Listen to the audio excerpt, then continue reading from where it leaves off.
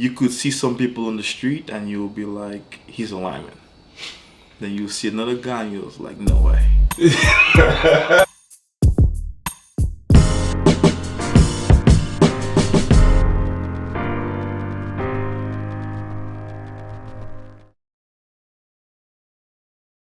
You use the term hand. What do you consider a good hand?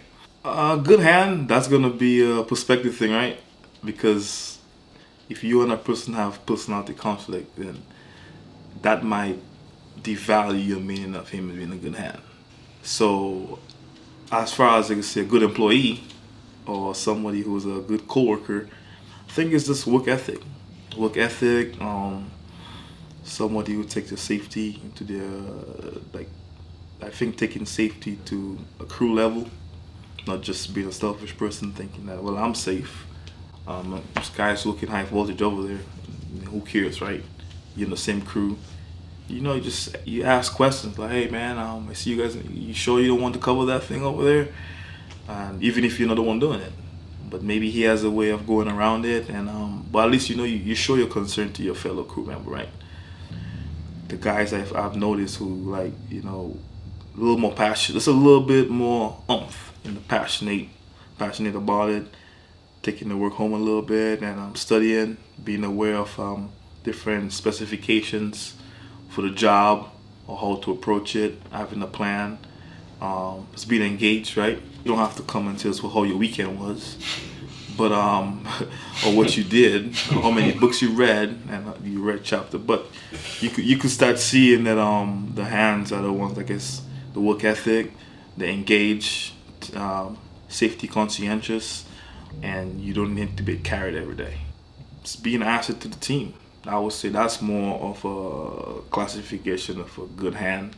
If you could come in here and hold your own, even if you don't know, but you bring hard work and hustle, then you're a good hand because you're contributing to the scope of task. Whoever the foreman is, the plan placed for today, and everyone's engaged, and everyone's shooting an idea or participating, and you don't know anything, but you're going to get that material that they asked for, the quantity of it, and in a timely manner.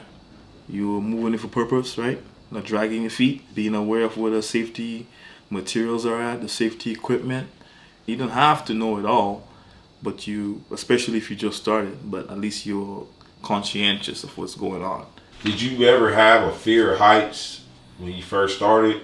And if so, how'd you overcome them?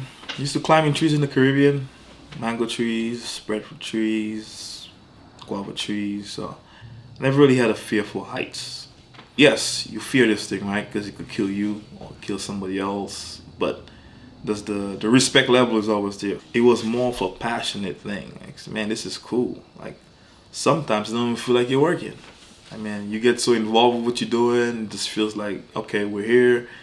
And I didn't really have to overcome the fear of it. More of, again, getting to the steps of knowing what it takes to be a good climber.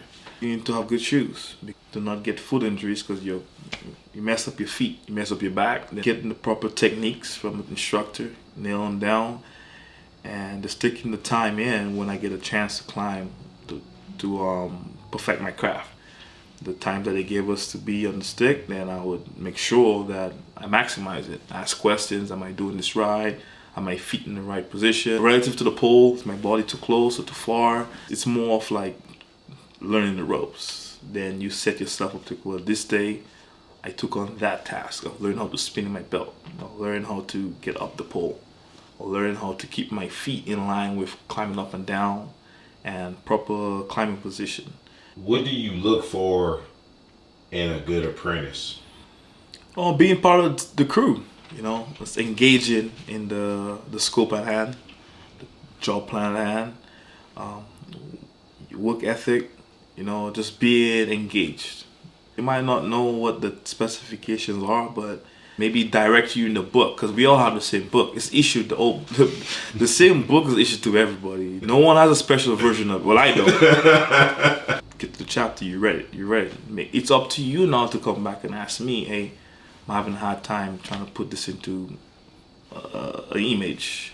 I could try my best to transform that into a demo for you and tell you this is why we do it this way, and then execute it. Then you see it.